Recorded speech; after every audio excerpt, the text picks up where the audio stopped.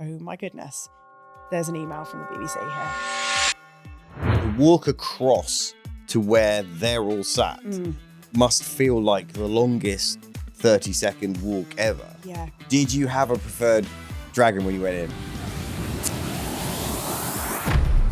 I was offering 10%, knowing that they'd probably take 20, and he wanted 40.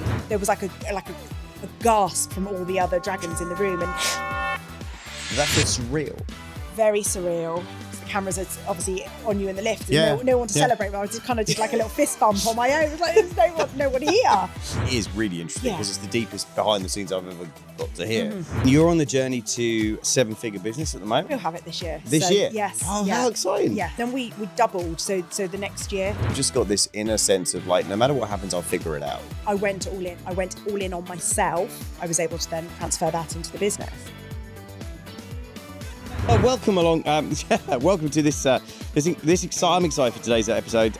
Really good conversation, because I think the conversation today is going to be about like grassroots growth of a business. That's where I'm going with it. Yep.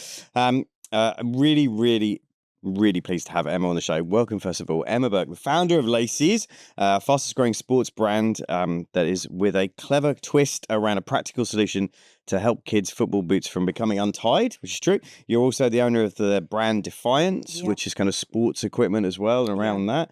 And you're in the scale-up journey. And two things I'm excited about, because you're the first guest on the show ever who has been on Dragon's Den, which is awesome, right? And you're also the first guest to ever been on Dragon's Den and successfully get an investment as well. So we'll talk about that in this show, I'm sure. Lessons learned, what that experience is like. Because for everybody, me included, who's ever watched it, I've always gone, yeah, but what's the behind the scenes stuff like, right? So we'll definitely talk that. And you're on the journey to 7-figure business at the moment. Yes, Whereabouts are you on that journey? We'll have it this year. This year? Yes. Oh, how exciting. Yes. That's so cool. So probably like a bit longer than I ever thought it would be, but actually it's probably good it's happened in the way it's happened, because some of the challenges along the way have been. Oh, we should talk about that. So it's very real. Great. Yep. I think when we met, and I'm trying to remember, when we first got introduced to each other, you were, I think, around 200, 250-ish. Yeah, and then we doubled. So the next year, so probably taking a lot of lessons on board. Yeah, we just we were doubling, and I was like, it's quite a wild journey when that happens. So, but we're reaching the targets that we wanted to get to, which is so amazing. exciting. I'm really excited for you then. So let's go back then, right? So you always been an entrepreneur, or more? I mean, you started out as a veterinary nurse, Veterinary nurse. So I went to, I was at school, everybody was staying at school and doing A-levels and doing the university. And I suppose I was a bit of the renegade, like, nope, done, want to go and work with animals. And it was a careers advisor at school that actually said, well, you won't be able to be a vet. And actually the personality that I am now, I would have told myself, don't let them tell you won't be, because I think you can do anything if you really put your mind to it. But I was like, okay, if I'm not going to be a vet, what can I do? So I left school and went to college. It was about 20 miles from home, but it had like an animal care course and it had an equestrian course. So I got for 2 years a real flavour of sort of animal science, and then got an apprenticeship at a vet surgery. Right. And got my veterinary nursing qualifications. So when did you decide to leave that profession then? So when I was 20, I met he's now my husband, but and he was self-employed as a property developer. Right. And he kept saying, oh, we're going to do this weekend, we're going to do that. And I was like, oh no, I'm on call. And being on call, then you actually had to be on site from a Friday afternoon until a Monday afternoon. So it was quite, and you had to do that every sort of 1 in 3 was the rota for that. So it was quite, it was a lifestyle. That's quite tough, actually. Real dedication. And actually the veterinary world's changed so much since I was in it.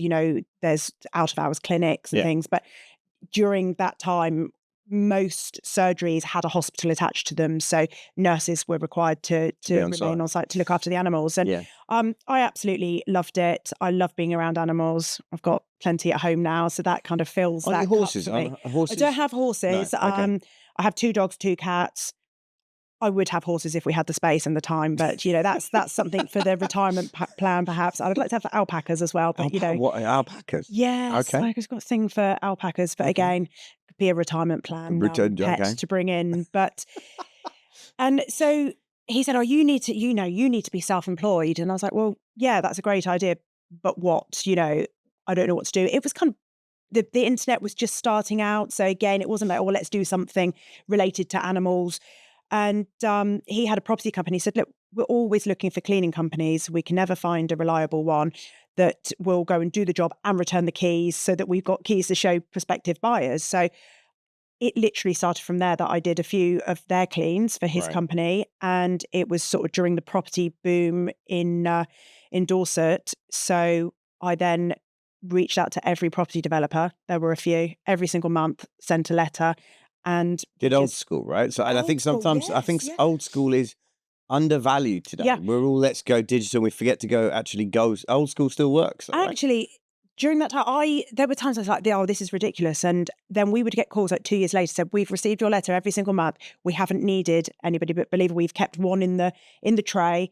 And guess what? Somebody's let us down, and we need you now." And then I would build up clients from that. And literally, that was the only advertising that we did from that basis. I ended up having a team of 60 people. So no way. It went 60 people. It got big. That's big. Yeah. 60 problems on your, on your door every Monday morning though.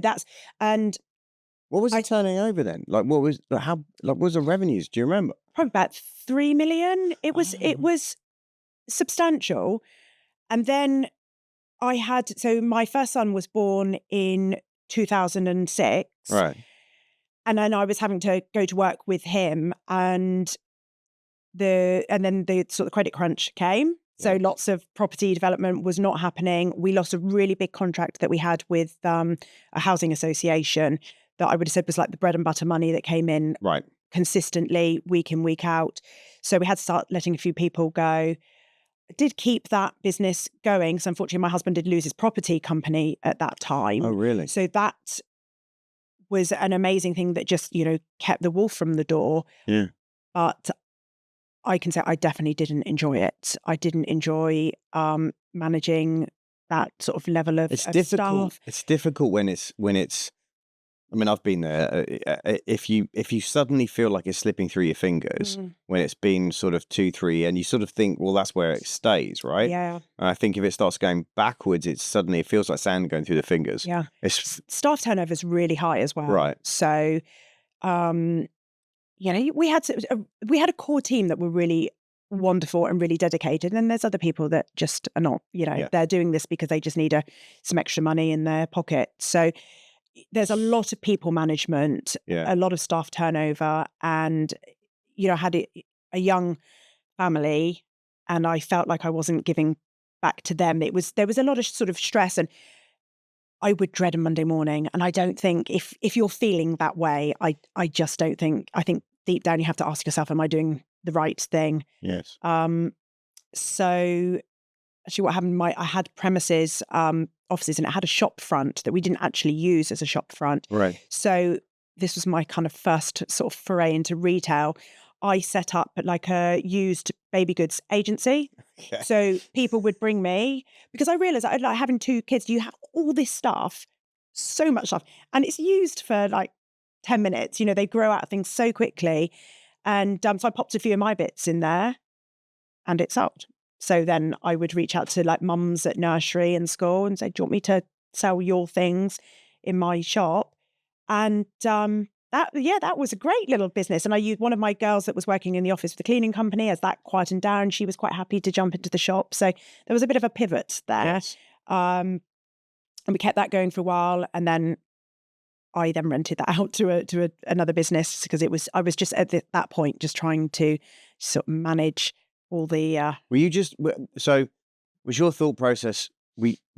How do I keep the lights on? How do I make sure we'll get fed? Or did you sort of see that shop front as, oh, there's an asset, it's underutilized, but I could do something with it? Like, was that how you were looking at it? I would never have gone to an agent and found a shop right. and set up that business because I wanted to do it that much, but I had the shop there, right. and it wasn't being used as a shop front. So it was like, well, let's make the most of this. And yeah, that's what I did. So what happened to the cleaning business in the end? So I dissolved that. Some of my team members that they worked in like pairs, wanted to go off and do their own thing. So actually sold a few of the contracts to some of the pairs, and I believe some of them are still working those contracts today. But losing the big bread and butter one was kind of, unless we can go out and find that again. And the way that the property market was dreadful for so many years. So the day that I made the decision to make some redundancies and speak to all the staff, it was an awful day having to sit everyone down. And I did it, brought them all in face to face. And I just felt so great afterwards. It's awful saying it, but it was like somebody had lifted a weight. And I actually realized then that I hadn't been enjoying it for quite some time. Right. But I love business. I love that, creating something, seeing what you can do, trying to get things to grow and learning from these things. And, for me, I guess it's the biggest learning curve was people management. So 60 people was a lot. Yeah. Yeah. That's a lot. Yes, it is. It is. And, You're going to have a headache every pretty much Monday to solve with that many people. Yeah. I mean, how many people are sick on a Monday morning? Yep. Well, pretty much 3 probably every Monday. So then, and immediately they're into like firefighter mode, because it's like, oh, well, they were going there, they were going there. And that's how the contracts worked. People were all different places. So it's okay, well, they can't be there. So let's send them there, because that one can be wait until Wednesday. So that you just knew. And I think that's why I had that Sunday dread, really, because it was like, what's going to happen tomorrow morning? There was no like, oh, tomorrow morning could be a really exciting time. Though there was always going to be a bit of a drama on a Monday morning. Yeah, I mean, I think you make a great point, but I think if you're really loving what you do, and it'd be interesting to see how you relate to this to what you're doing with Laceeze, like if you're loving that, I don't think you think about Sunday and Monday. I think you just think about, I'm running the business and it's part of who I am and I'm enjoying it. You don't tend to sort of have that. I'm off. It's like weekends. It's like people say to me, "Oh, are you off this weekend?" I'm like, "Yeah," but if I suddenly feel inspired to do something, and I might do something on a Sunday because it's quiet, and I might choose to jump on and write something, or I might choose to, like work on something that I'm suddenly feeling inspired to do.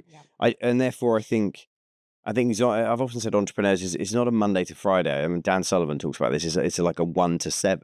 It's like you've got 1 to 7 days. Like, what are you going to do with them? If you choose to take off day 3 and day 4, that works for you. Then great. But rather than this, I think too many clients I've seen over the years default to the work calendar of their team, Monday to Friday, Saturday, Sunday off, and it's like, well, if that's not your flow, and you want to take Fridays off and Saturdays off and work Sunday, great for you. Good. That's the point of running your own business. You have permission to do that. I think we don't give ourselves that permission enough. I think that's the problem. It's like, well, I'm at the helm, and if everybody is, working, then I should be there. And I took Wednesday off this week. I know it was a beautiful day, and I met a friend, and we spent a day around a swimming pool, actually. Very nice. And I said, "Oh, do you need to?" Because she had her laptop. She's self-employed as well. Had her laptop. I said, "Do you need to do any work?" She went, "I do, but I don't. It can wait." And we both spent the day with that, it can wait. And afterwards, I had like immense gratitude for that, because I can. Yes. And by having somebody else that was kind of like, come on, we can do this. It was amazing. But if you don't do that, you've basically bought a job rather than running a business. You bought a job. And, I've started to talk to people about like rest and recovery days are massively important for entrepreneurs. And actually they're as valuable as high performance days or hustle days or whatever you want to call it. But like there are days when you've got to be on, like and they might be 8 hours, they could be 12 hours. Like when you're on, you have to be on. And it's like, no, you got a contract, you got to deliver it. You've got an order that's got to get sorted, whatever. It's like when that has to happen, you have to be able to show up and deliver.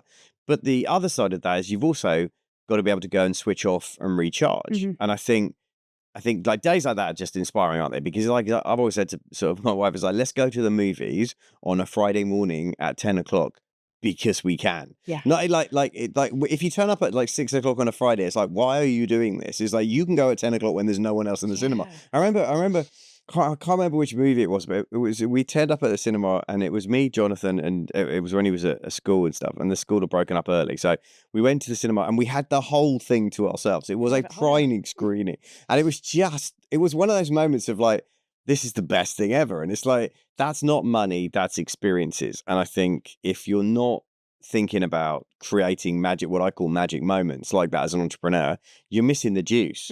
That's what gives you the juice to go when things are tough, when the nights are dark and you got to work late and you're away from the family and you're in that hustle mode. I've got to work till 10 o'clock at night to get this done. The trade-off is you get to go and spend a Wednesday out by the pool with a friend. Yeah. That's the trade-off. Yeah. And I think too many entrepreneurs don't allow themselves to enjoy that part of it. Yeah.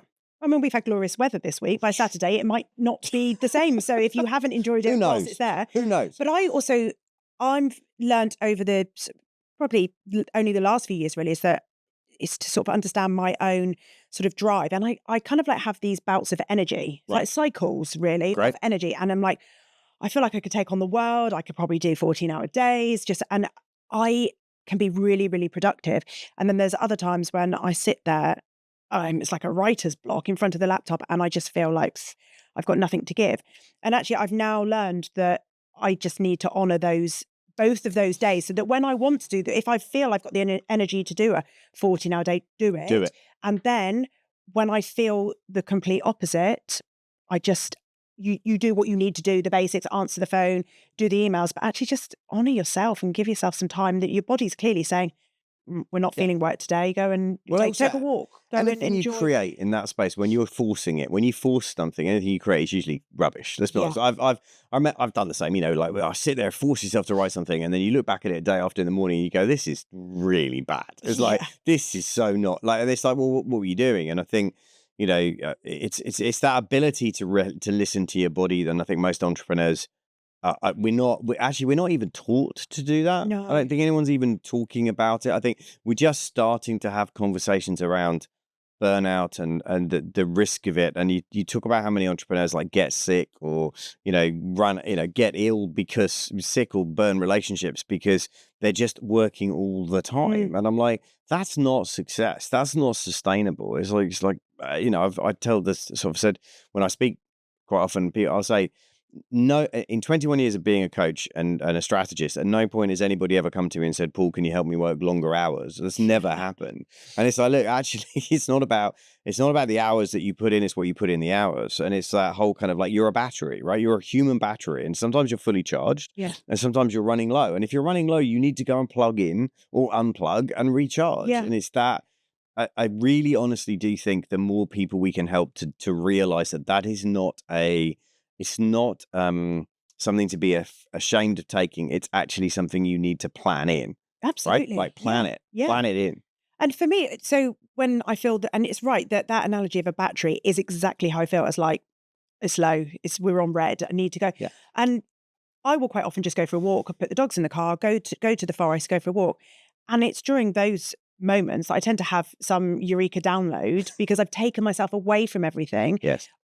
A content idea comes up or a new product idea comes up and, I'm quickly like making a note on my phone. That wouldn't have happened if I was forcing that in front of the laptop. For sure. I can't remember who the quote is from, but there's a quote, and I wish I could attribute it to the person, but there is a quote that says, everything in life will work if you just, if you unplug it long enough, including you. And I just, because I think it is, we are human beings, we're energy, right? Like energy attracts, doesn't it? It repels. You and I are big believers in that, right? Yes, like it absolutely. And if you're drained, you're not going to be attracting anything worthwhile. Yeah. So let's talk about, so you, I mean, that's an amazing story. And I don't even think I've ever heard you tell me that in that depth before.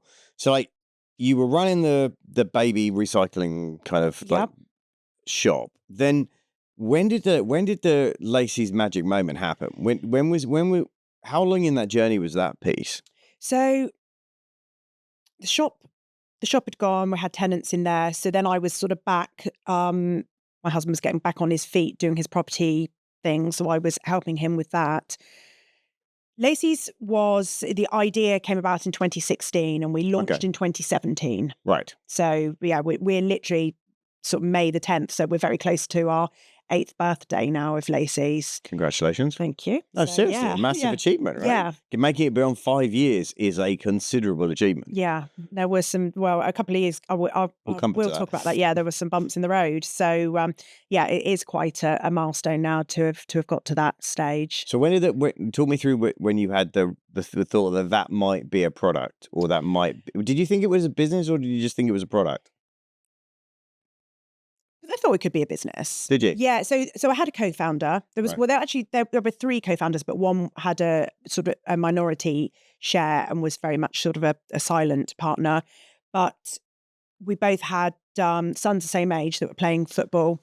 It was just a training session. Another boy came and his dad put an elastic band around his football boots. Right. And somebody had said, "Why are you doing that?" And the dad said, "Well, it stops their laces from coming undone." So it's like, all eyes on him for 60 minutes. And lo and behold, it did the job.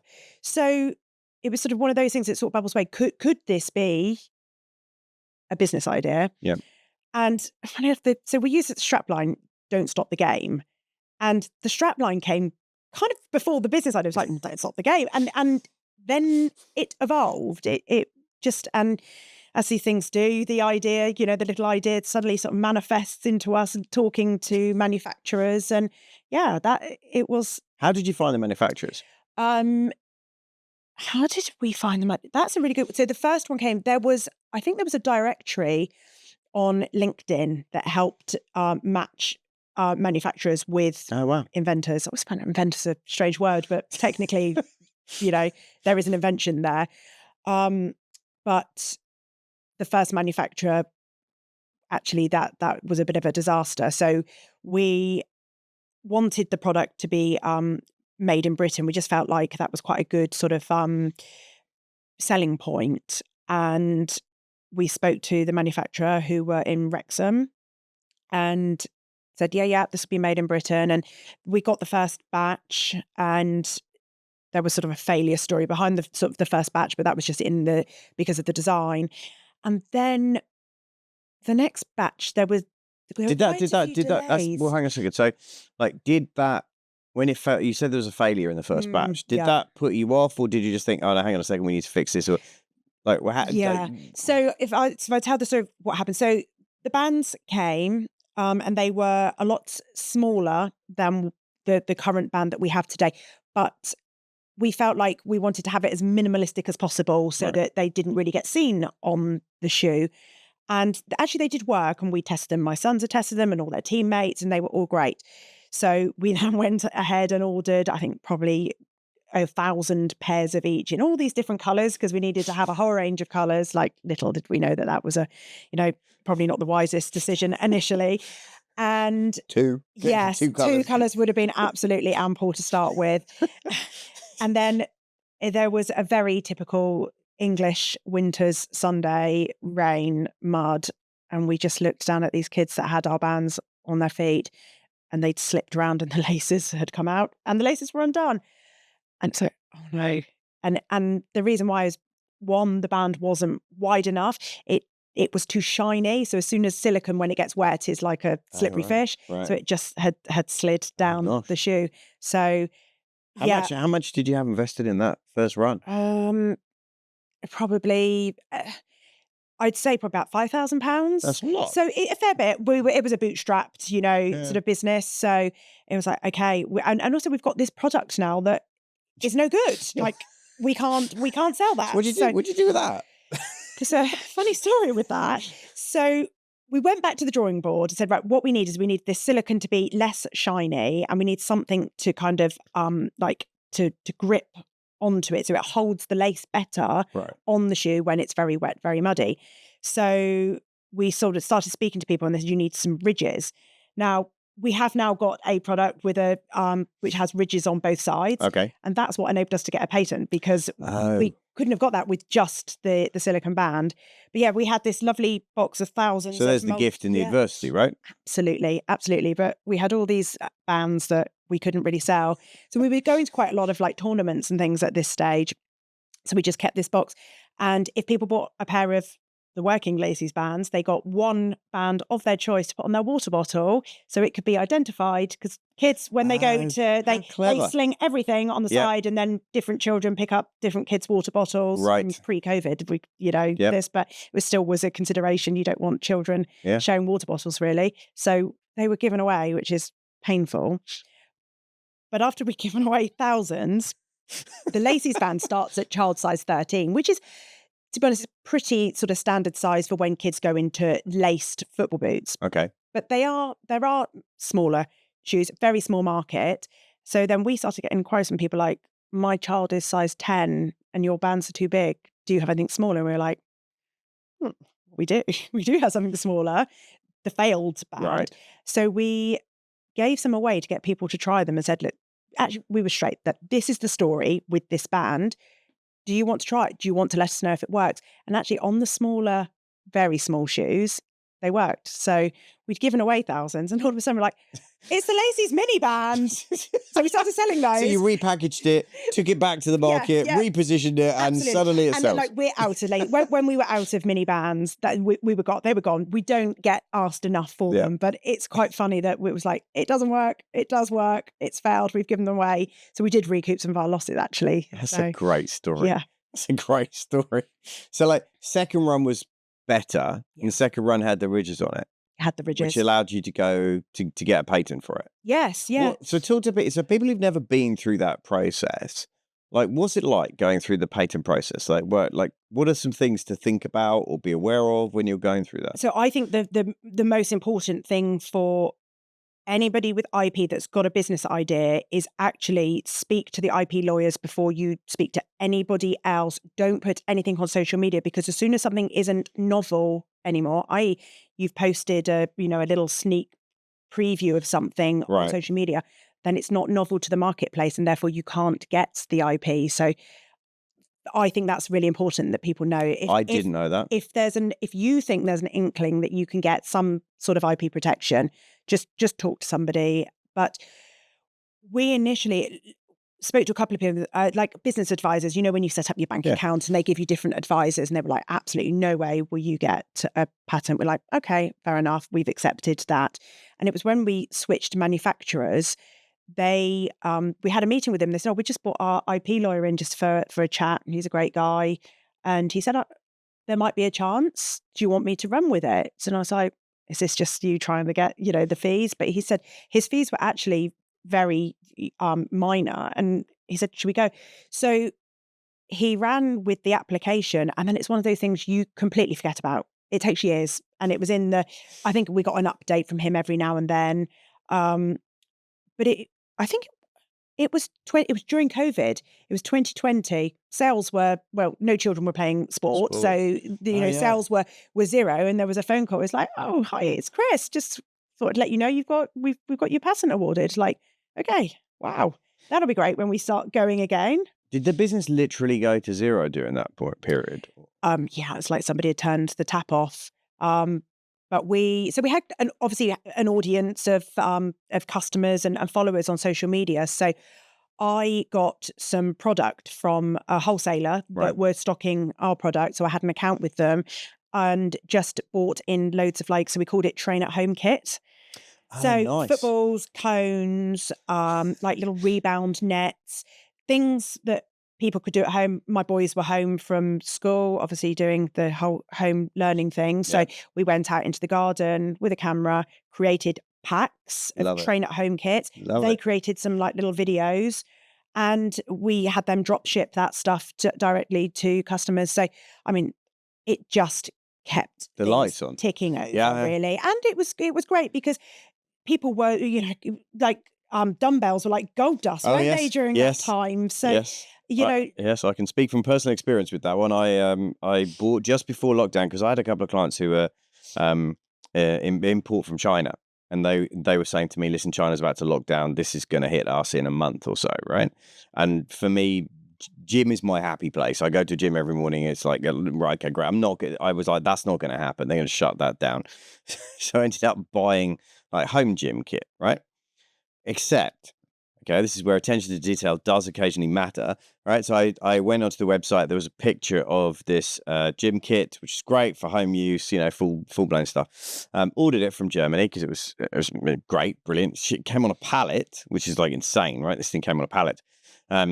And we're unpacking it. At this point, we've hit COVID now, the lockdown's on, right? So I'm unpacking this pallet. Super excited to get my gym kit out and everything. So get it all out and everything. Sue's looking at the instruction manual, looking at everything, and she goes, "Where are all the weights that go on this thing?" And I'm like, "What are you talking about?" And she said, "Well, there aren't any weights." And I was like, "Right, I'm going to ring the company. I'm going to complain away." She goes, "Before you do that, can we just check where you ordered this, please?" So I got the website up and everything. And underneath the picture of this incredible gym setup is a small but visible sign that I had missed that said, "Does not include weights." Oh, yeah. So we had this amazing gym kit and no weights and no way to get them because they were all now like jacked up on price and God knows whatever. Yes. So we had an interesting challenge there for about 6 weeks of trying to find anybody who would sell weights. We ended up finding, bless them, a couple of plumbers or whatever it was that had, like, their business had just obviously tanked or whatever, and they were just like selling anything.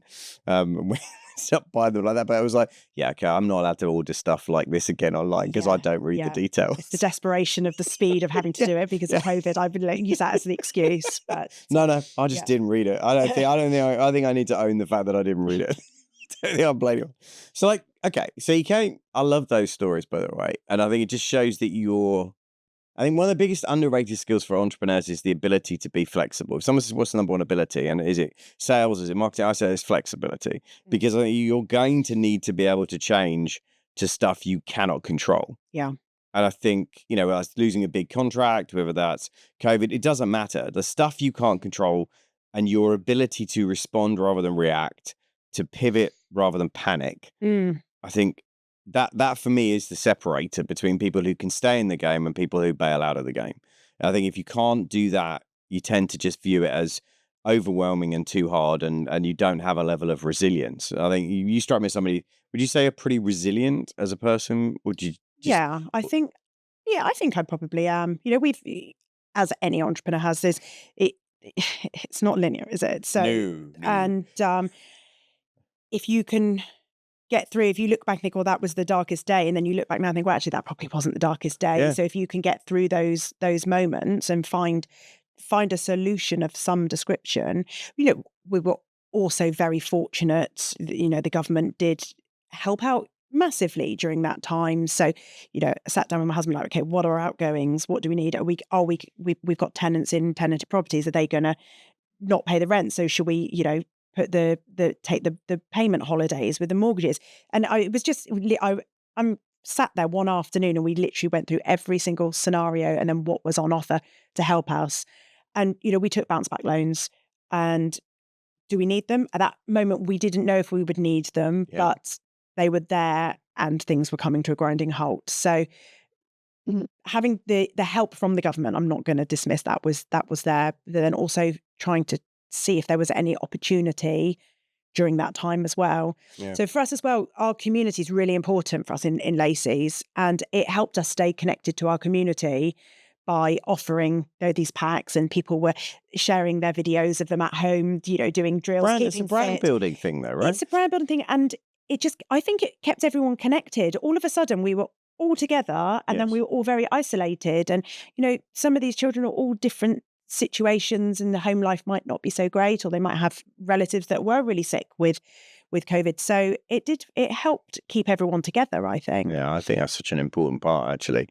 I think I love that. So when you not leaning on the bounce back thing, but when you bounced back from that and revenues went back up, where were you at that point in the journey? Where were you sitting? Somewhere around sort of 500,000, or probably a little under. But actually, when it did restart, kind of started with like real gusto. It was like everybody's like, we're back out playing. I think it'd been stopped for so long that there was such desire for kids and parents to get them back out doing what they were doing with their friends and loved. So was that when you reached out to me, or was it, when did we connect? Because I think I connected with you after I'd probably started seeing some of your content online. And I think it was probably after my co-founder exited. So that was Yeah, 2022. talk to us about that. Like, what was that like? Because that's an interesting pivotal moment, isn't it? Yeah. I would say that was probably one of the worst moments in the business.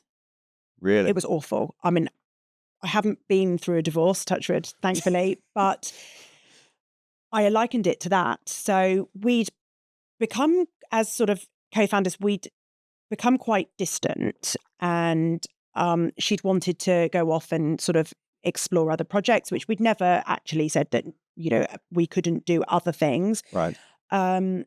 Laceeze was still probably a bit of sort of a kitchen worktop business, and it was making a nice sum of money, and we could have continued just to send stock to Amazon and do a little bit of social media, and it would have ticked over. Side hustle thing. Absolutely. But she'd very much distanced herself and said that she didn't believe in the brand and the company. And it's like, okay, well, I do, and I'm going to continue to run it. And then things did start to grow, and she wanted back in, but she wanted back in and wanted me out. Really? Yeah. So it was a very difficult Were you 50-50 situation. at that point? No. So as I said, there was a silent minority Right. shareholder. So she was trying to use, so we were 45, and then the 10, and try to use the 10 to. Did you have a shareholders agreement? We did, but there was, I can't say too much, but there was some, but like slightly underhand tactics going on. But there was a moment when I tried everything. Actually, I said, we've got sort of the Laceeze brand, and then Defiance is sort of the accessories sister brand. So I was like, should we split them? You have one, I have the other. No, I made a lot of suggestions, and each one was sort of no. It sometimes it was like dealing with a petulant child that you can't negotiate with. And there was a moment when I thought, actually, this, we're not going to be able to resolve this, and I felt like she would rather the business go than let me have any control over it. Long story short, we did end up buying her shares, both of their shares back, and it was a turning point for me. It's like, I believe in this company. I've now had to buy those shares, and I'm actually going to go all in. And I did work hard, but this is like, no, I'm going to put all of my energy into this and see where I can take it. Yeah. So at that point, you're all in. There was fire in my belly afterwards, but it was like somebody had taken the rug from me for a while. It was a really, really tough situation. They try and take the business. And also, we were friends, so there's a lot to try and unpack there with sort of a breakdown of a friendship. My husband was very good friends with her husband, and he actually went in and tried to do quite a bit in the negotiating, and he came back and said, "This is not working." Like, and he's a better negotiator than I am, and he said, "This is not going to work." I think it's really, it's not often talked about, but and I've been involved in a partnership that didn't work out. And, I absolutely know that I was, there were parts of it that I would have done a better job now looking back and going, I could handle that differently or handle it better. Yeah. But I think I've had a client very recently had to battle something similar with the two other partners trying to get him out of the business. Mm-hmm. And between the two of them, they have the vote. They have, the only thing that saved them is there's a clause in the partnership agreement that says that it has to be unanimous for any kind of exit piece. But less about the mechanics and more about the emotional stuff. I think that's very hard when people that are part of your team, I suppose, suddenly are the ones that you're fighting. I think it's one of the hardest things to deal with. I think as an entrepreneur, I think that feels very.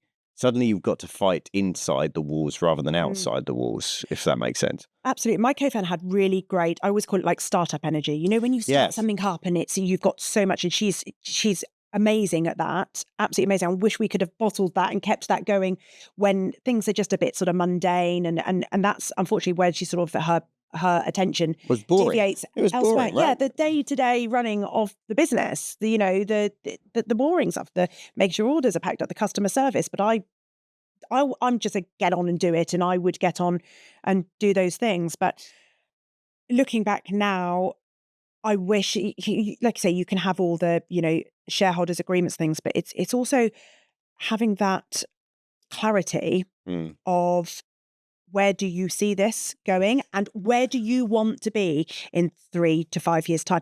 And I don't think we ever had that conversation. Wow. And I think for her, she wanted to see it as a sort of quick, let's see if we can roll out as much product as we possibly can, take the money, run off into the sunset. Whereas for me, I was like, we've got a brand here. We've got a really amazing community.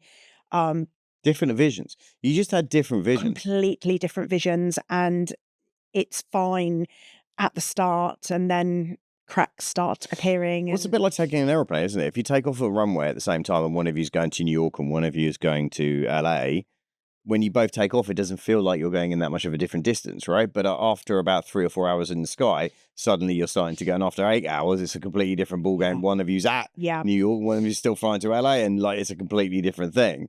And I think that's the hardest thing. I think it's one of the things that I think is really interesting is that when you're in startup mode, and I don't, as a rule, I don't generally coach and work with startups. I work with scale ups. But back in my career, I did a period where I did, and I think the ones that were smart enough, and I mean that in the nice, they were smart enough to sit down and work that stuff out first. Yeah. The ones that were just in a hurry to get going, of like, we'll figure that out later, we'll sort that out later. Yeah. They were inevitably the ones that at some point found themselves with two very different opposing views of what the future looked like. Yeah. And I think it's like, if you can't get on the same page strategically at the very beginning, if you aren't aligned around 3 things, right? Vision, definitely. Values, 100%. Because if the values aren't aligned, it doesn't matter how much money you're making, that's going to catch up with you. Yeah. And then also then the kind of like the roles and responsibilities and who's responsible for what. Yeah. If you're not clear on those 3 things, you are going to bump heads at some point, because those 3 things, I thought, I like doing this, I don't like doing that. And it's like, well, hang on a second, the business needs you to do it. It's like, and I also think there's a piece there for me, which is sometimes some people are brilliant startup entrepreneurs. They just are. Yep. But they also then need to understand that, great, I don't contribute any value in the next stage. So actually at that point, I either sell my shares at that point, and that's my strategy, and I do startups to this point and then sell, and that's my life. And I like doing that. Or you go, actually at that point, I step right back from the business and let go of all operational control. And now I just become an investor because I'm not adding any value. And I think that's about knowing yourself and knowing where you really do contribute that value. Yeah. And also understanding that roles and goals on the journey, because you're going to need different things from different people at different stages. Yeah. And I think have those difficult conversations at the start when you're all friends, when everything is all full of energy, but we didn't. And we that was the mistake that we all made. We've all got to own that.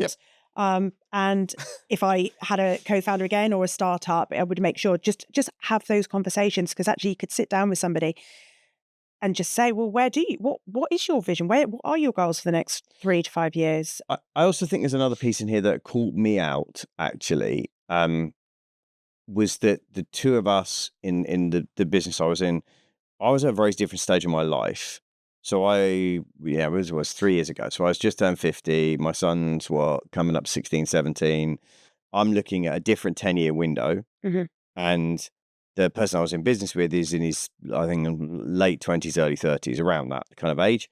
Got 2 young kids, got very different pressures, got a very different life. And the next 10 years for him looks completely different to what I'm thinking about. I'm going, look, I've got 10 years.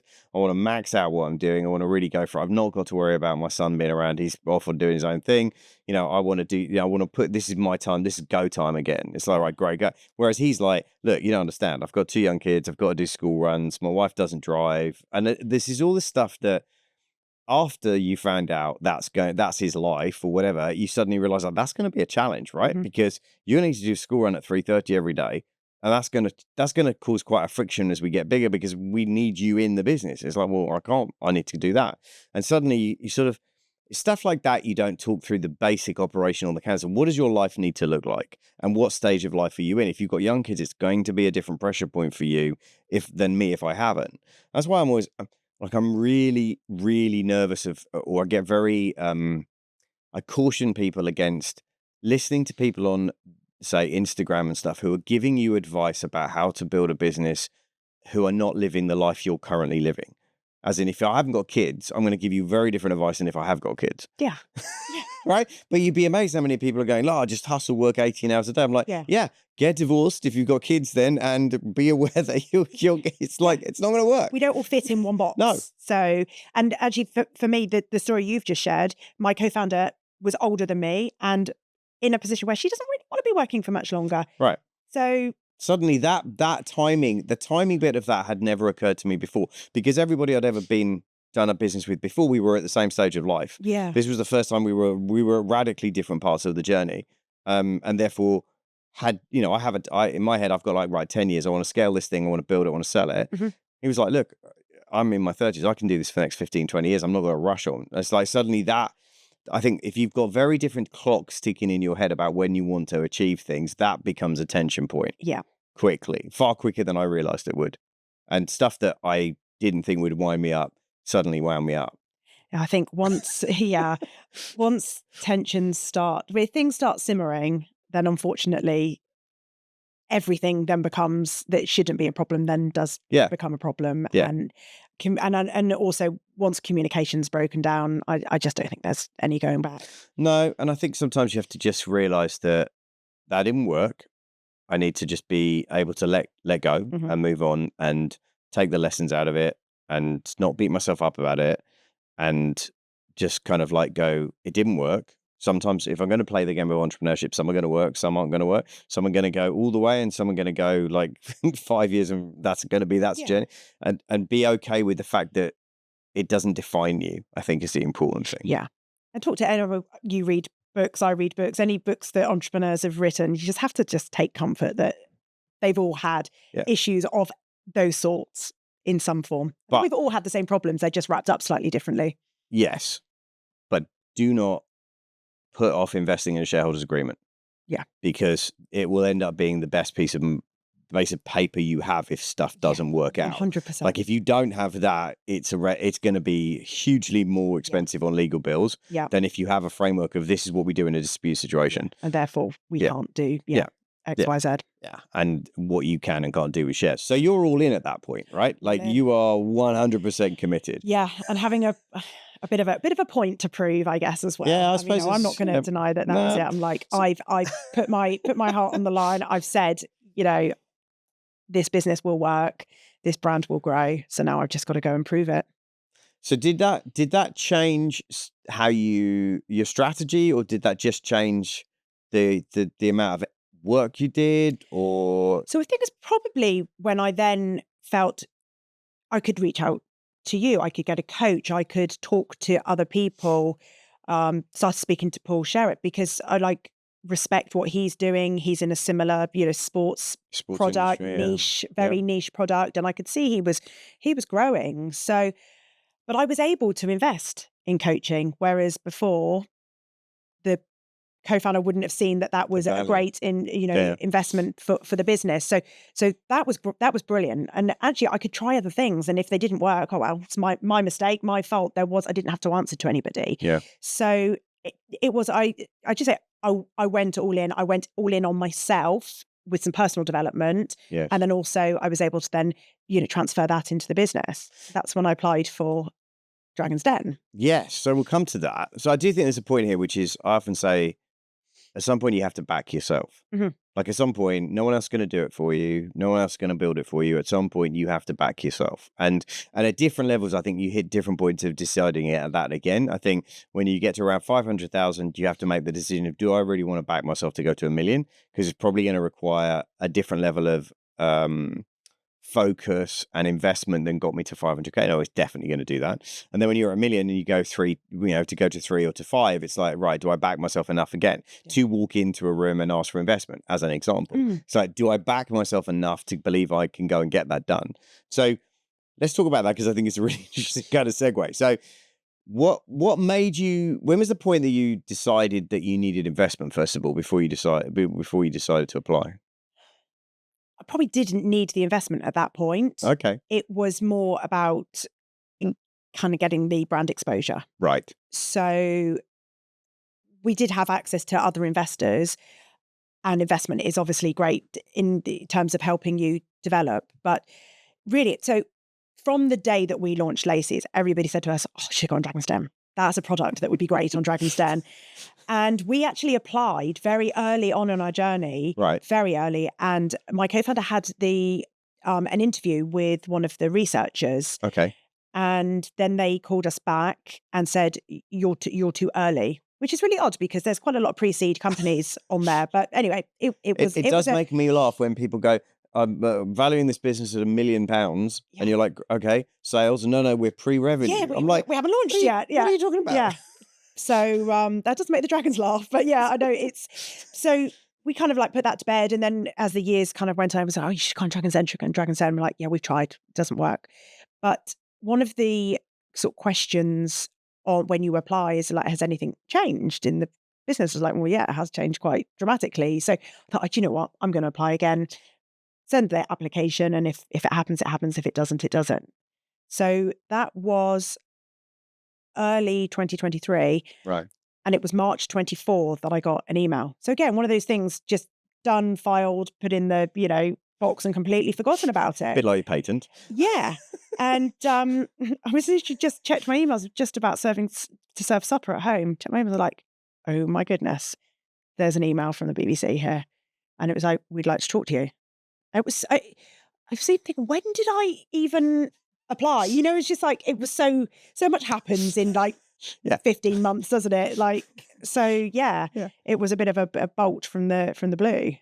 So what's going through your head at that point? Are you thinking great, or are you thinking, what are you thinking at that point? So it's folks, I was serving supper, so kind of the boys have now appeared as they do at dinner time. My husband's there and he said, well, you're not doing that, are you? And my boys both went, you're going to do that, aren't you? It was such a differing opinion. I was like, oh no, I think I'm going to like chat to them at least and see what they've got to say.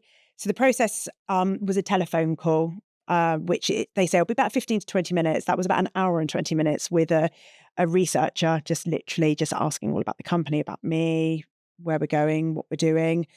And then she said, yeah, we'd like you to do an audition. Like you've passed stage 1, level 1 complete. And they asked me to do an audition, and it was like, yeah, it was just a list. You need to do this, this, this, and this. The audition wasn't, it was still done on Zoom, but the producers were going to be there. And I actually went to a bit of panic mode at that stage because I was flying off to the States with my eldest to go and look at university. So that was taking a lot of my headspace up. And I was like, oh, I don't think I can do it. I just can't do it. So they were amazing. They said, look, go to the States, do what you got to do. When you come back, if you've changed your mind, just pick up the phone. So we went to the States. We were in a hotel, with the TV with all the cable channels, trying to find something random to watch, and put the television on, and Shark Tank came on, which is the American equivalent. That show. Yeah, I do. And this product was on there, and it was a ring, and it was made from silicone, and it was basically for men that were working on sites to wear rather than their wedding ring to basically stop degloving injuries. I was about like, that's quite random, but it's made from silicone. My product's made from silicone. And it was an old episode because these cable channels show things from years gone by. So I sat there and Googled it. They'd done millions of dollars of turnover from this really quite random product that was made from silicone. And my youngest had looked at me and went, Mum, there's a sign. Yeah. You've got to go back to the BBC. So came back, and literally the next day I said, if the offer's still there, I'll do the audition. So she said, yeah, it is still there, but you've got like 24 hours or something to prepare. Really? Was that close? Yeah, it was really, really rushed. I think, they weren't filming, but they were getting very close to the filming stage. So then after the audition, I think it was sort of a week later, and then I got another phone call to say, we love you. We love what you've done. It's due diligence. So they then want to know absolutely everything and more. Really? Every claim you make on your website, you have to prove. So even down to on the website, I think we say the bands are suitable for use with molded or studded boots. They said, prove it. Like, prove it. They just are. And I mean, goodness knows how the people that do vitamins and things get through that stage, because literally you do have to come up with ones. How are they proving some of those? Yeah. There has to be backup for everything that you do. Obviously, sales figures, everything that you're suggesting is scrutinized. I mean, we had to print everything before we went into the den, and the folder was like that. Really? Yeah, my son he just finished his exams, so he was moping around the house, and I said, I've got a job for you to do today. And he had to print it, and I've got a photo of everything just laid out on our kitchen island with him putting, like Post-it notes on everything. So it was all color coded. They didn't ask for one item in the den, but if you, Deborah's question, let me look at your patent, you do need to be able to prove it, produce it for them there and then. So we passed due diligence. They said, you're done. And then I didn't hear any more. And I knew they were filming because I'd seen it on social media. So I kind of presumed that we were a no. Right. And I think I emailed the producer and said, are we a no? And she said, no, you're not a no, but we are filming. So I think I was probably on the subs bench. And then a Wednesday evening in June, I got a phone call to say, we want you to come for filming in Manchester. I was like, amazing, brilliant. Next Tuesday. So I had less than a week to prepare. And actually in that time, I was supposed to be going to the Do they give you a script? Because the thing I've always wanted to know is, do they give you a script on how to do the pitch? No. Do they not? Some pitching tips. You have 2 minutes. Right. So you have to send them your pitch. Right. And then they will obviously check it and make some amendments and come back to you. Now, mine wasn't amended very much, but there were some really sort of like nuanced things where they'd sort of move sentences around and, change slight things.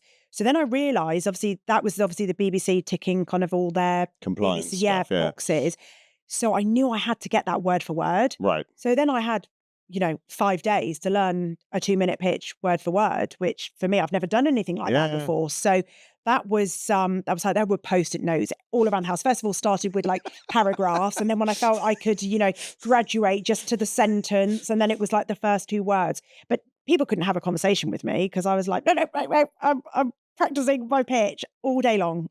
It was, so everything else, I kind of had to ad lib on the day because for me, I thought, well, if I had months, I would have gone to people that we know that do angel investing and sat down and said, grill me, I'm going to read you my pitch and I want you to fire questions at me like a dragon might do. But I didn't have time for that. Because I'm going to be honest with you, right? There was a moment when I heard you'd gone on Dragon's Den, and I was like, no message? I would have jumped on a call and gone, well, let's talk you through it. Let's go. Because I was like, you should have even asked, right? Yeah, no. I wish. I was moving house. So I was moving from Somerset back to Ringwood.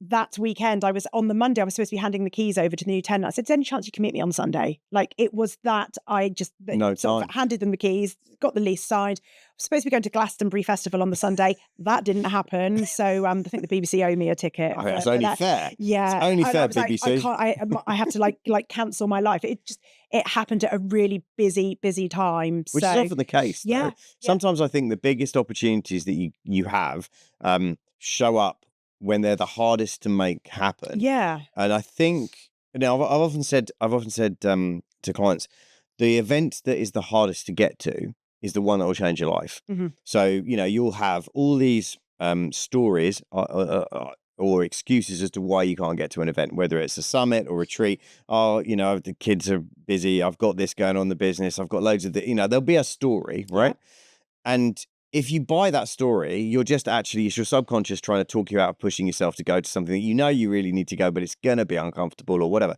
Those meetings, I can tell you, and it's happened to me where I've gone on the plane and flown to America to something, and it was hard to do. It was hard. There was a million reasons not to do it. There was all the other stories I could justify it with. And those meetings have been the ones where I've met people who've changed the course of my career, or I've picked up one idea that's transformed the way I thought about something. And it's always the stuff that's hard to do because there are normally a million and one other things that are trying to take your attention. Yeah. And I just think that's a test. I feel that on some level there is a test of how badly you want this. Yeah. So you say you want this. Well, let's put all these obstacles in the way and just see if you're serious about that. Yeah. Or if it's just like, are you just saying that because it sounds good, or are you actually really up for it? Yeah. And I do think that's intentional. I don't know why, but I do just feel that the very next thing you're trying to get to is always the other side of an obstacle. Always. I always say growth happens outside of your comfort zone, doesn't it? Totally right. And, this was definitely outside of my comfort zone. So that was was it a Tuesday you went to London then? It was in Manchester. Oh, right, Manchester. Yeah, so we went up, lovely hotel. Didn't appreciate that because I didn't sleep a wink. But up the night before, you have to go and set up your stall it's in a big warehouse. So we met some of the runners and some of the production team there in the evening, quickly set everything up, and then back early the next morning and you do a run through in front of all the producers. They check that they like how things are set up. And then they show you the studio where the den is. How did you feel at that time? It's a little bit weird. It feels like a bit out of body. Like it's something I've watched for years, years and years and years. And then suddenly you're there. They're like, that's the den. And at that point, I don't know if it still like hit me that I felt like I was just a tourist, having like one of these studio tours that I'm actually going to be there in a minute doing that. And it didn't hit me until I was stood at the lift doors waiting to go in. That's when it's like, oh God, what am I doing? There's no going back now. And okay, I've always wanted to know, what's the walk out like? Because I think the lift journey is one thing. The walk across to where they're all sat must feel like the longest 30-second walk ever. Yeah, because there's spoiler alert, the lift bit, you have a bit of filming before. Okay. Just because of when you're actually filming, the cameras are obviously to your left, but they need the walk out. So they filmed the walk out without any dragons. Oh, thank goodness, actually. Earlier. But then you do obviously so you're stood at the lift doors. They've obviously filmed you walking through, the lights change, you walk up to the lift doors, and then they said be a few seconds, the doors will open, you'll be in the lift, and then a few seconds later, the doors open, you'll walk out. For me, there was a football goal as part of my prop setup, and Joe Wicks was one of the guest dragons. Oh, wow. And the next thing we hear is they're going to have a kickabout. What? So I can hear all this because I suddenly hear the dragons' voices, and that's very real. Like, oh my goodness, like you can hear them talking. And they've decided to have a kickabout. They're having a penalty shootout. So I'm stood there waiting to go, like just rehearsing, and they're having a blimmin' penalty shootout. So actually the welfare officer who sort of stood in the wings waiting just bought me a chair. I think my legs might have been going at that stage. I don't even know how long I had to wait for them to, and then you could hear the floor manager go, right, seats, action, and then it was. But you've got a piece of gaffer tape on the floor that you've got to stand. So, and actually, if you watch, now I know, and I watch all of the contestants, you can see their eyes going immediately, doors open, and you're looking down because you've got to find that mark. Yeah. So there's not too much focus on the dragons because you're looking for the spot. You're looking for your piece of tape. Yeah, you're looking for your spot, and then you just. Yeah, you start. So because I mean, obviously the show when it's edited down is about 15 minutes, isn't it, right? And how long is that? Because I've heard different stories from different people about how long that can be. It's just shy of 2 hours. Really? Yeah. That's a long time. It's a long time. So my husband was allowed to come up. He could only stay in the sort of green room and the dressing room. He didn't get to see. Were there other people who were up there as well looking for investment in the green room? The hen lady, so she's on the same episode as me. She had the chicken hotel. She was there. So they do 2 in the morning, 2 in the afternoon. Sorry, that was bonkers. Completely bonkers. Yep. I can tell you an off-air story about that, but she was wonderful. But again, because we were short notice, they said you can bring your husband. And I think he was actually starting to get a bit concerned, like, what's going on? Like, kept going out and could see on the signs that it was still filming, still on air. And I think he just thought I'd be in and out in an hour. So 2 hours is a long time to sit and do anything. Yeah. Let alone be under lights, because that makes it hot. Yeah. And then you're just getting bombarded with questions, right? Yeah. So they said they know which dragon's going to go first. So as soon as your pitch has been delivered, they know who's starting. But anything after that is kind of their free reign. So if somebody, I think obviously one asks a question, then it raises more questions to another one. So they can kind of, I won't say just being bombarded is the right word. I don't know if you'll ask this or not, but I'm going to ask it anyway. Okay. Did you have a preferred dragon when you went in? I had a few. Right. Yeah, greedy. But they all have different kind of really great attributes. So someone like Stephen Bartlett can just blow a business up on social media. True. TikTok is one that I'm trying to tackle at the moment. So I was like, he would be great for that. And then there's Sarah Davies, who's a footy mum. So straight away, we would have had that. I like her. She had a really wonderful way about her. I like her energy. She feels really grounded. Yes. I've all the I just really like her energy. Yeah. Deborah, probably a bit scary for me. Just scares the heck out of me. Yeah. Like genuinely. Yeah. Terror. I'm like, that would be like just a scary conversation. I'm sure she's not. Yeah. I wonder if that's the character. I think they have their TV personas.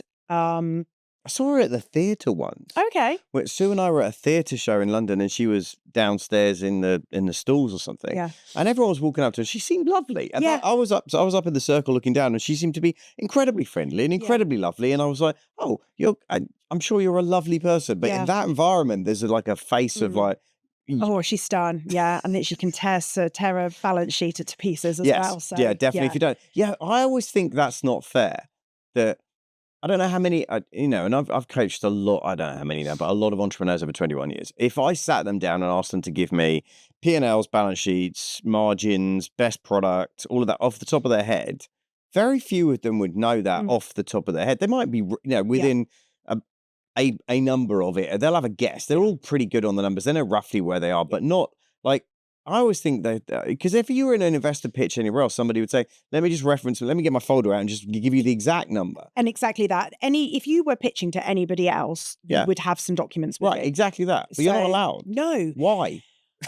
Who knows? Because it doesn't make great TV, probably. Yeah, because then Emma wouldn't have slipped up like she did, because there was a slip up. So, and I had rehearsed my past 2 years turnover, the current year's turnover, and then what we were forecasting. Rehearsed that.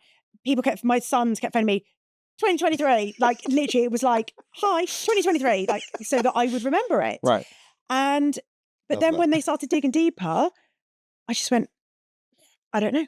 And I thought, actually, this is the moment. Deborah had asked me something. I was like, I didn't know the answer. And I was like, kind of like, bid my way through this, but they sniff out anybody that's giving them the a bit of the BS. runaround, Yeah. And I thought, no, just say I don't know.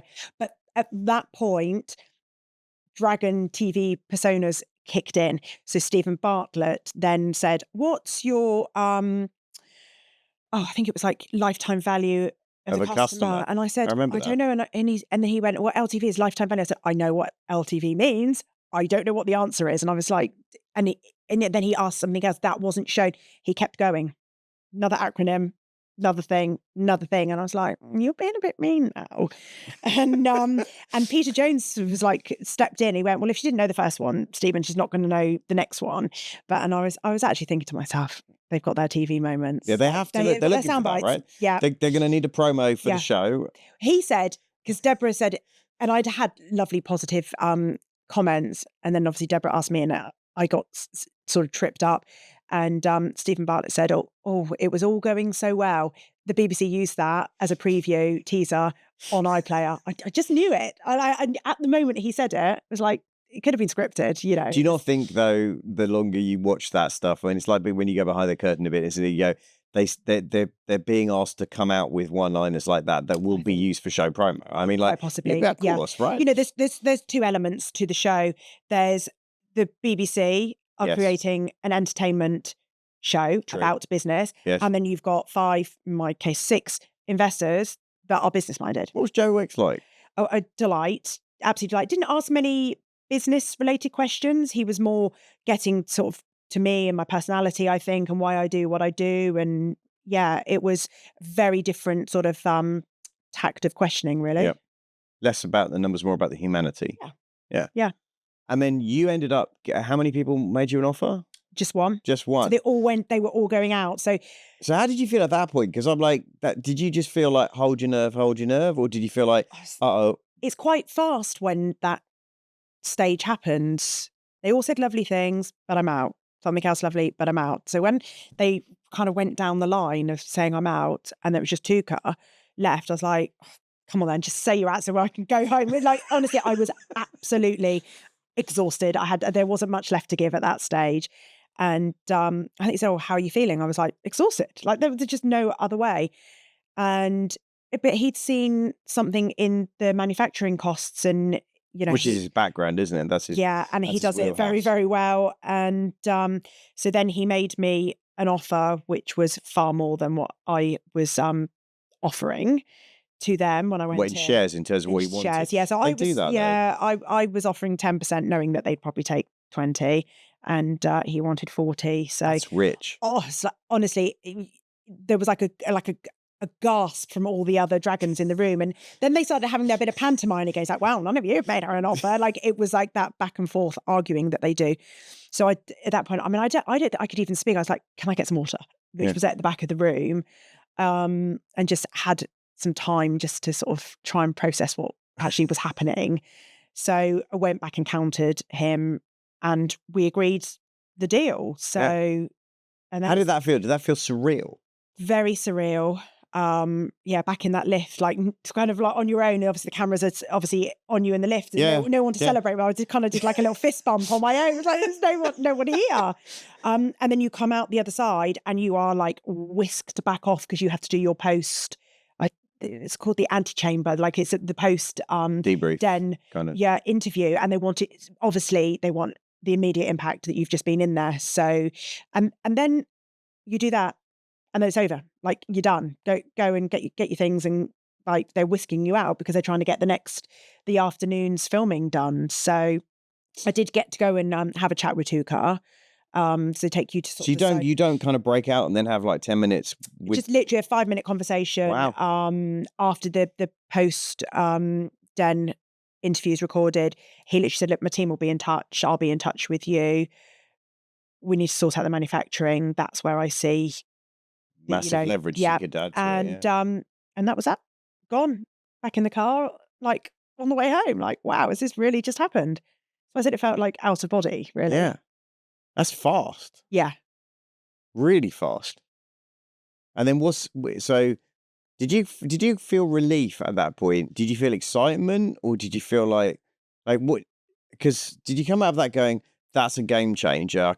That totally means we can accelerate the heck out of the growth of the company. We can really blow it up now. Did you come out of it feeling like, I'm just mentally shattered and I can't quite process it? Or... It was the latter. My husband was driving, so Manchester back to Bournemouth is quite a long drive, and he started asking me some questions. I was like, I can't speak. I couldn't even remember things that he was asking me.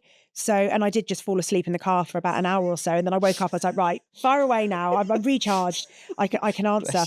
And at that point, I didn't really know what would happen, how it would play out.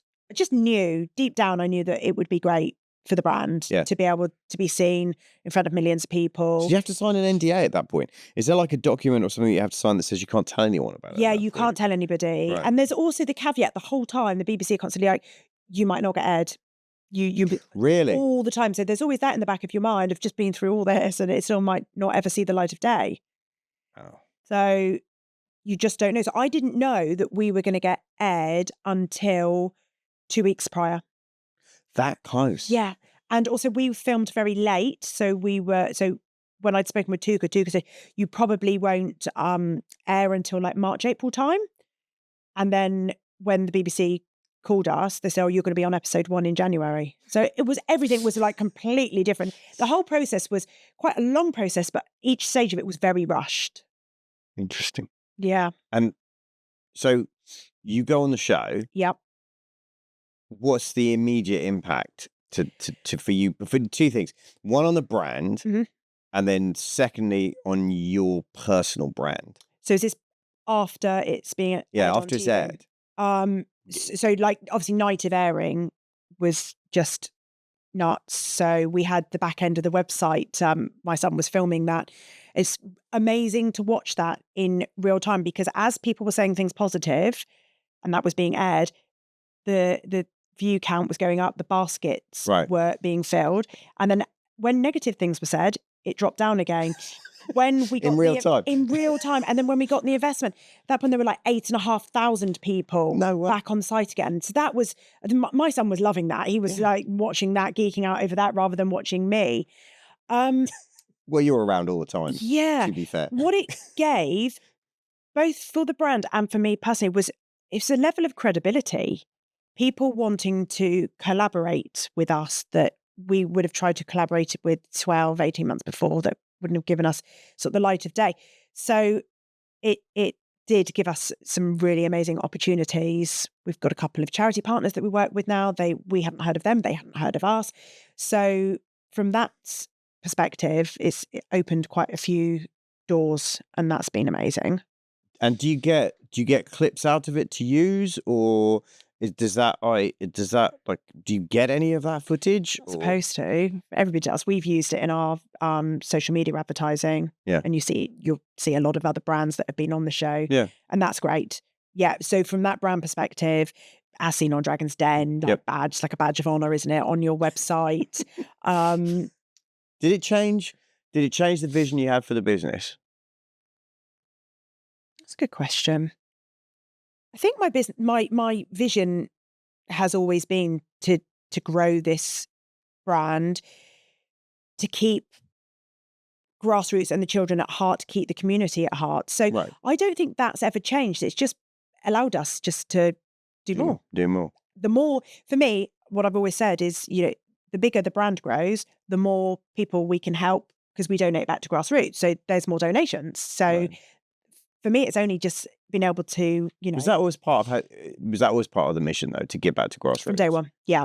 From day one. And what Yeah. percentage We give, so I think we started at like 20p from the sale. It's 25p from the sale. Every direct sale, so sales that are made for our website and obviously not through retailers, we donate back just to a pot for Grassroots. So we give to clubs, teams, individuals. Somebody can't afford their football boots for their child, then we can donate to those. Clubs and teams. Clubs are always crying out for prizes, for raffles, for fundraising, that type of thing.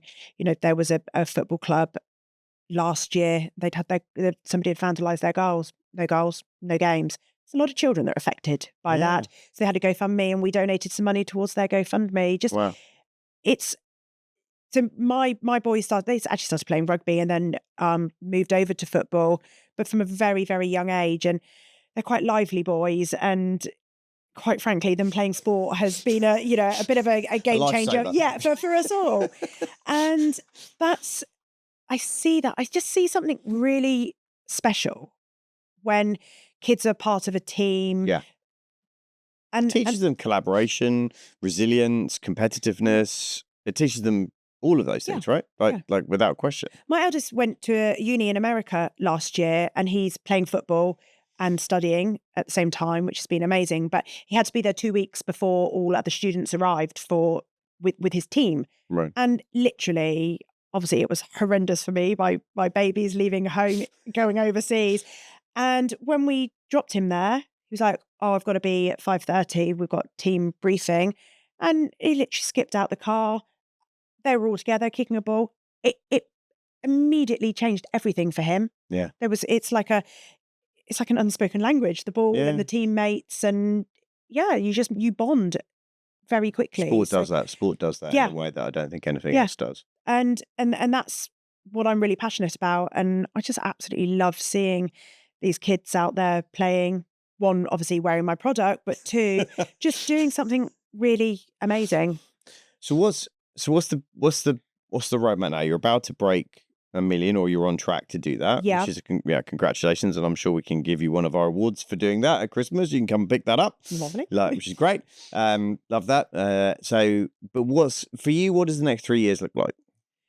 So America is a big target for us. So we use Amazon as a kind of a route to new markets. It's an easy introduction to new markets. So America's doing quite well, but so is Germany. Right. So the next few years is to really push the direct to consumer business model. So not just Amazon, but our own website in Europe and the US, and then also pick up other retailers along the way. So Sports Direct's been huge in the UK. If we can pick up others in Europe, that really, there's just another arm to the business that we hadn't done before. So bigger distribution channels, major players in each market. Yeah, and then bringing out some new products. So for me, if I bring out a new product, it has to be, we could easily pick something and just put our logo on it, but everything needs to be done with the kids' needs in mind. Yes. So, for example, we do like compression shorts. Now, there's lots of brands that do compression shorts, but I always notice children like they're always trying to pull them down because they're never quite long enough. So it's like, okay, let's make them longer. We've removed labels from the back of products because kids don't like feeling labels. I hate that. I drives me insane. I do an adults range, yeah. But it's all the things that I cut them out. Yeah. And I'm like, why can't you just not put these in or put them in a way that you can peel them off after you've read them? Yeah. Like, stop doing that. So all the things that I've kind of learned from my own experience of being a sideline mum, I'm trying to put into products and then innovate something completely new. So Laceeze was a new to market, solution to a problem. And then some of the Defiance products, they're not completely new, not completely novel, but I try and make them a bit different or a bit better, how I perceive they could be improved for children. Love that. Just personally, brand-wise, what's changed as a result of the journey in the last one, the Dragons Accelerator piece? Do you get more approached on LinkedIn? Do you find your personal platforms building quicker now? Yeah, 100%. So being asked to speak at sort of local events to me, things that I probably had a bit of imposter syndrome about. So somebody asking me to sit down, I did a pitching event. It was with 3 other entrepreneurs and they asked me to come along. I was like, me? Really? Wow. And actually I need to sort of put aside that. I go, actually, yes, I've got a story to tell and people want to hear it. Yeah. So I think the Dragon's Den definitely given that people want to hear the Dragon's Den story, but then actually it's not just the Dragon's Den. There's a story about a brand being built. I like some of the stuff you dropped earlier, frankly. I mean, the Dragon's Den was interesting, and it is really interesting because it's the deepest behind the scenes I've ever got to hear. Mm-hmm. But actually, I really... I've loved your story from the beginning of the £3 million cleaning company. Like, that's a serious business, right? That's a grown up business, isn't it? That's what it is. I think it's made me reflect a little bit that I have probably got a story to tell and I've learned some lessons. And if I can share those with people and can help them if they're in the early stages of doing something, starting something up. So from the personal perspective, that's been quite an eye opener.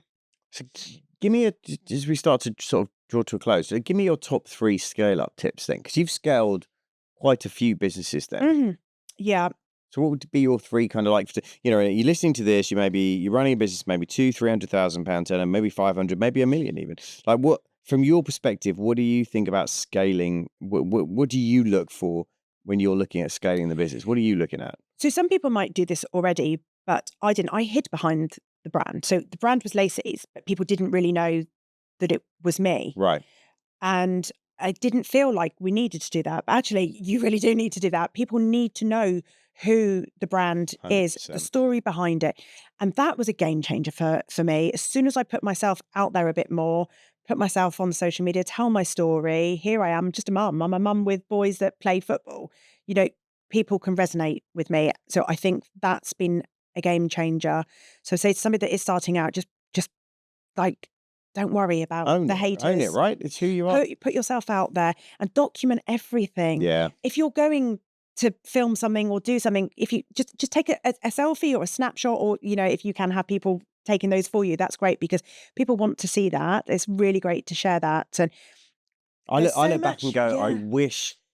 Because obviously before social media and all that, it wasn't a thing you did. You didn't document anything. No, you didn't. So I look back to my career, I was running events for 10 years before social media happened. And I rarely took pictures of them. Yeah. Or there's not much.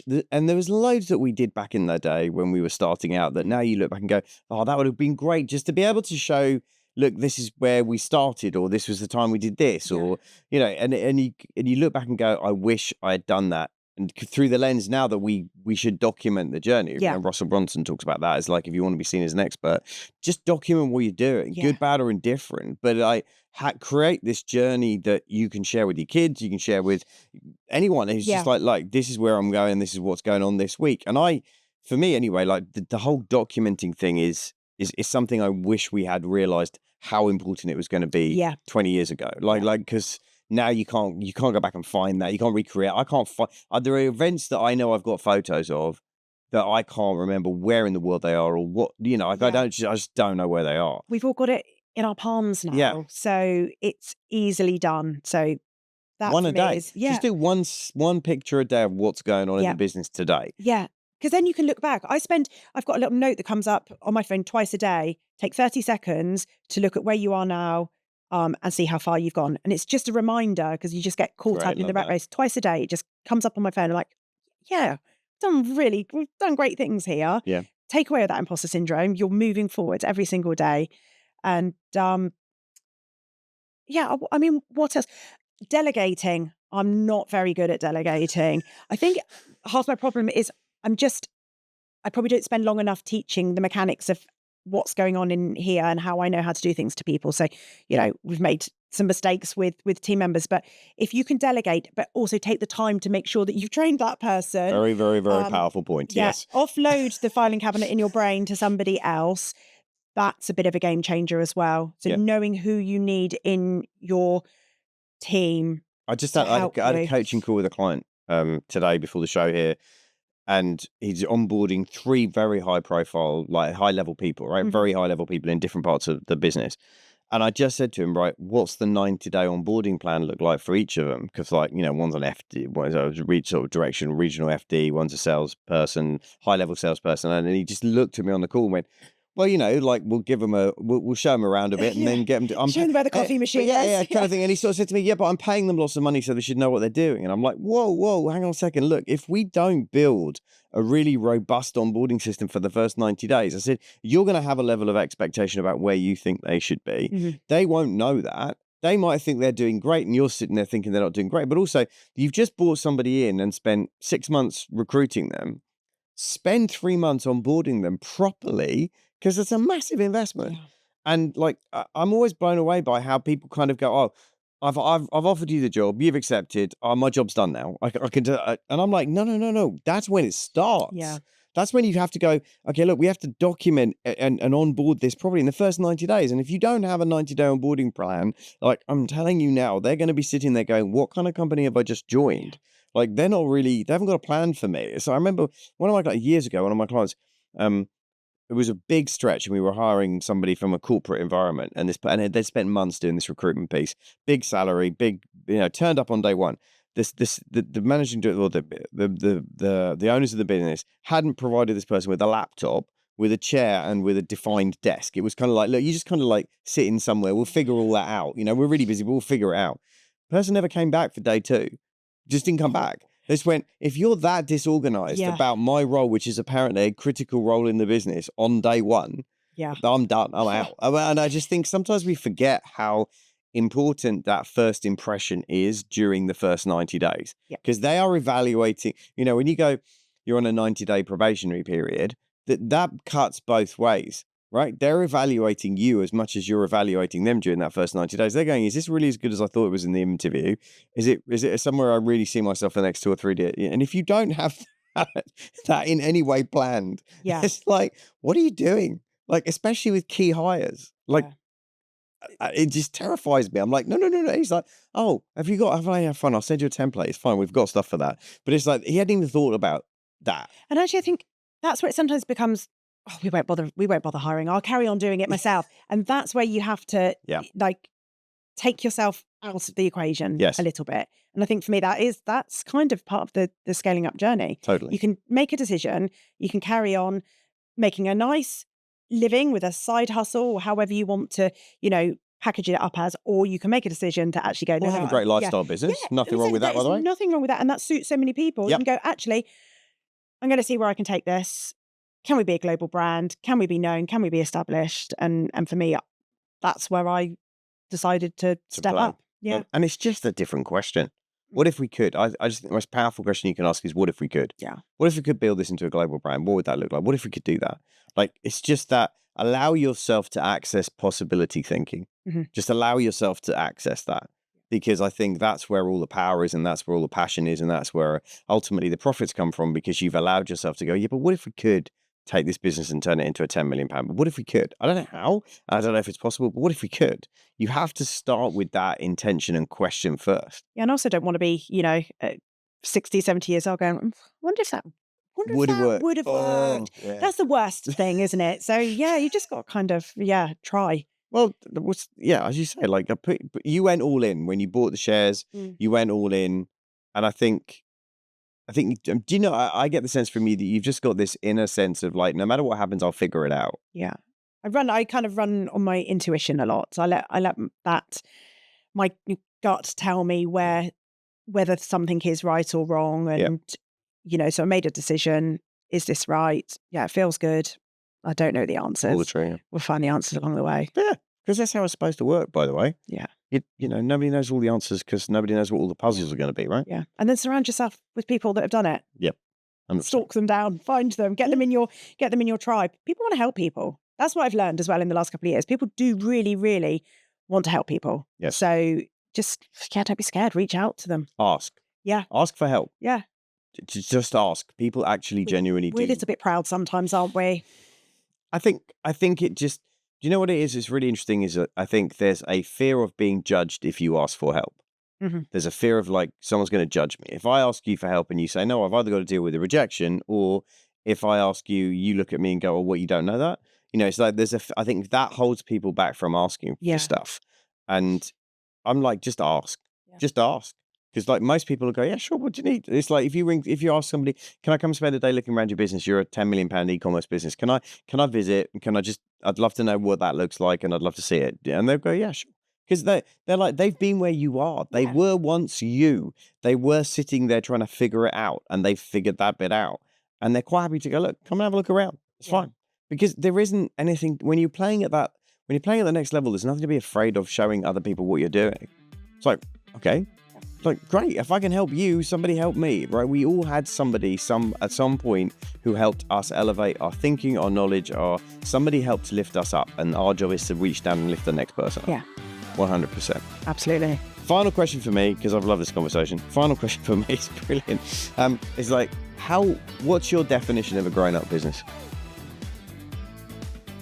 I suppose what we've just covered, really, it's the one that has decided that they are going to see how far they can take it. Yep. Have others along the journey to work with them to do it. Yes. And just show up and consistently. Yeah. That's it, really. And keep showing up no matter what the challenges are, right? Oh, you've got to keep showing up. Yeah. Yeah, you can't say, well, it's a challenging day and therefore we're not. Because actually at this point you have got team members that are relying on you and they are looking up to you. You're the captain of a ship. Of a team. Yeah. And you're the one that's steering everybody in that direction. So yeah, if you want a team, that's the grown-up business, is when you've got a team with you and you're taking it to the next level. There's nothing like the responsibility of monthly payroll to make you feel like a grown-up. Absolutely. Yeah. Yeah. That's a definite moment of, okay, there are all these people who are looking at me for their mortgage payments. Yeah. Yeah, there's responsibilities here. Brilliant. Listen, Emma, thank you so much for being on the show. I really do appreciate it. Great conversation.